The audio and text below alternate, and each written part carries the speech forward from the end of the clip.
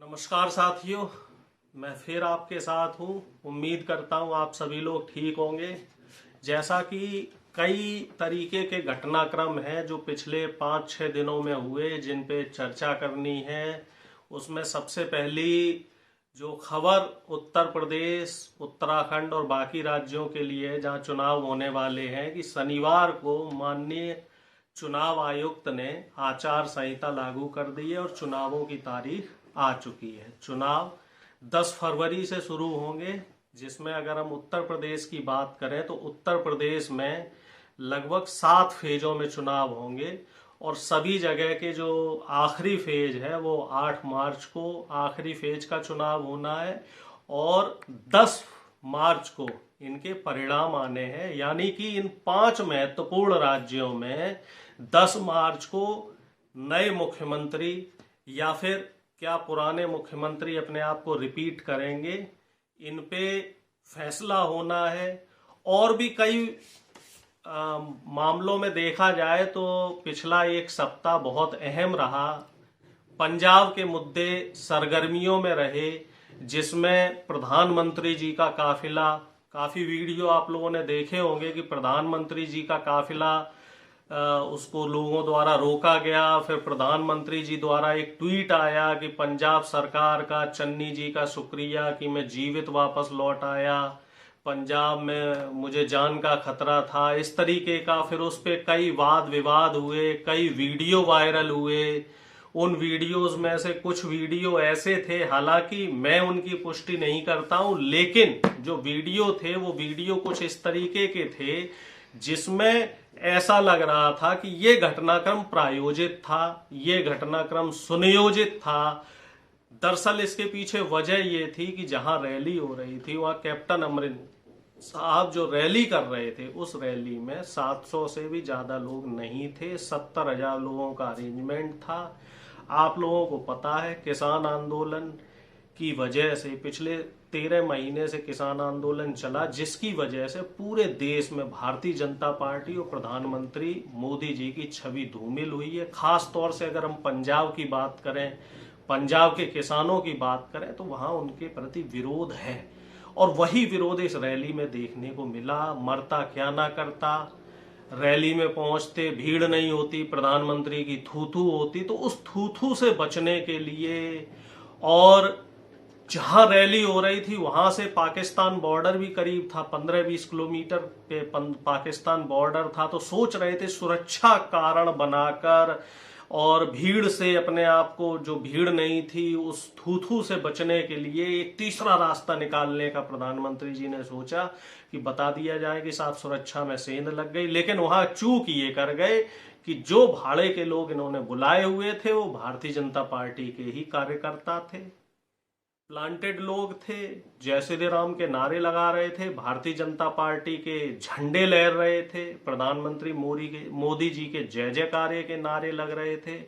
वो पोल प्रधानमंत्री जी की खुल गई, पोल खुल गई। पूरे विश्व पटल में इनकी थू थू हो रही कि प्रधानमंत्री जी और बीजेपी किस तरह की घटिया राजनीति कर रही है, कि सिख कम्युनिटी को और पंजाब के लोगों को बदनाम करने की साजिश की जा रही है। तो इस घटनाक्रम से निश्चित तौर पे पंजाब में भारतीय जनता पार्टी का ग्राफ गिरेगा और आचार संहिता लगने के बाद जहां देखने में ये आ रहा है कि तमाम जगह से उत्तर प्रदेश, अगर हम उत्तर प्रदेश की बात करें या योगी सरकार की बात करें, तो इनके बैनर पोस्टर हटाए जा रहे हैं।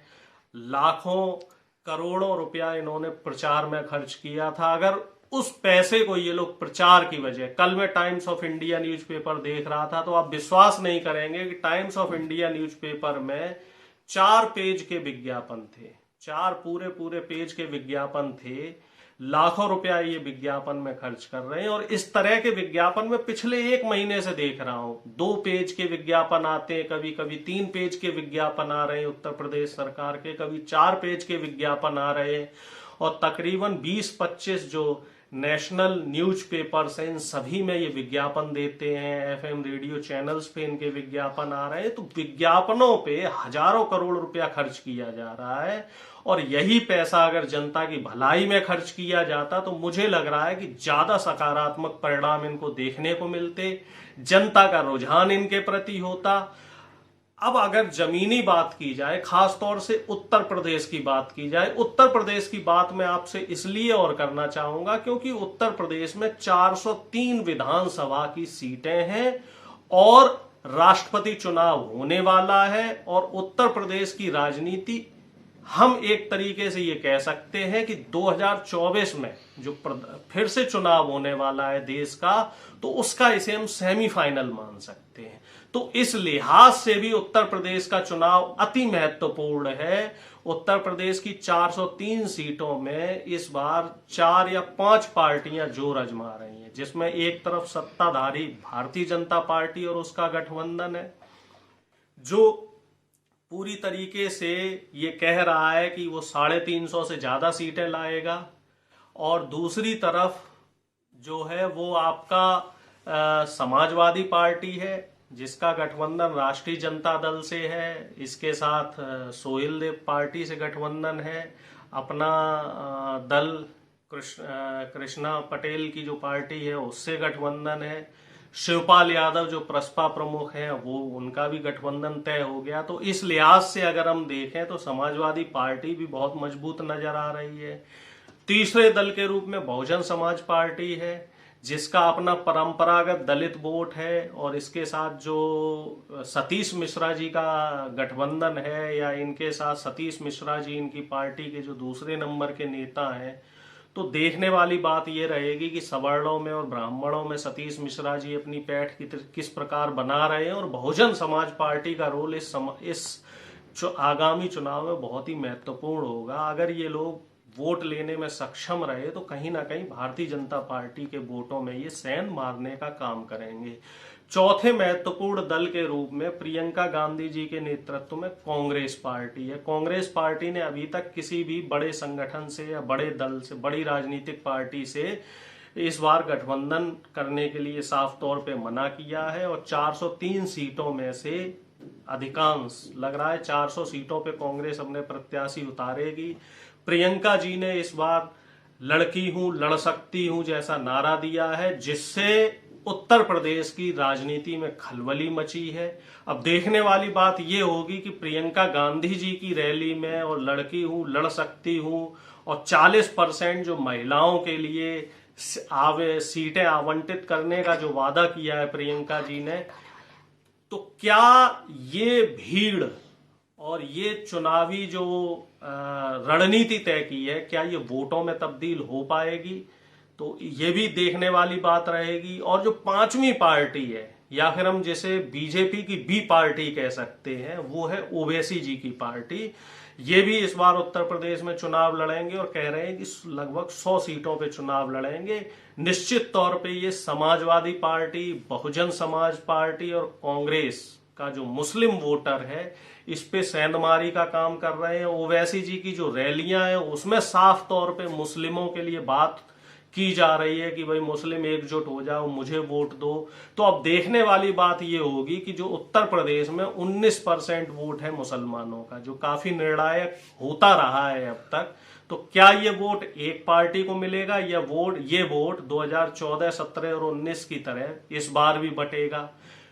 ओबीसी समाज का लगभग 40 से 42% वोट है। तो इस बार ये देखने वाली बात होगी कि ओबीसी समाज का जो 2014, 17 और 19 में जो बहुत बड़ा परसेंटेज 20 से 25% वोट जो बीजेपी को मिला था, क्या भारतीय जनता पार्टी इस बार फिर से अपना भरोसा बनाने में कामयाब रहेगी, और वो वोट क्या मिल पाएगा भारतीय जनता पार्टी को? समाजवादी पार्टी अपना पुराना जो कोर वोटर है, यादव मुस्लिम वोट, क्या उस वोट को बरकरार रख पाएगी? जयंत चौधरी के साथ इनका जो जाट वोट है वो मिलेगा, राजभर वोट मिलेगा, कुर्मी वोट मिलेगा, या फिर देखने वाली बात रहेगी कि इस बार समाजवादी पार्टी क्या नया रणनीति के साथ आ रही है और क्या नया काम कर सकती है। और जो एक सवर्ण वोट है, 20% जो सवर्ण वोट है, तो उसमें ये देखने वाली बात रहेगी कि वो सवर्ण वोटर किस तरफ जाएगा जो इस समय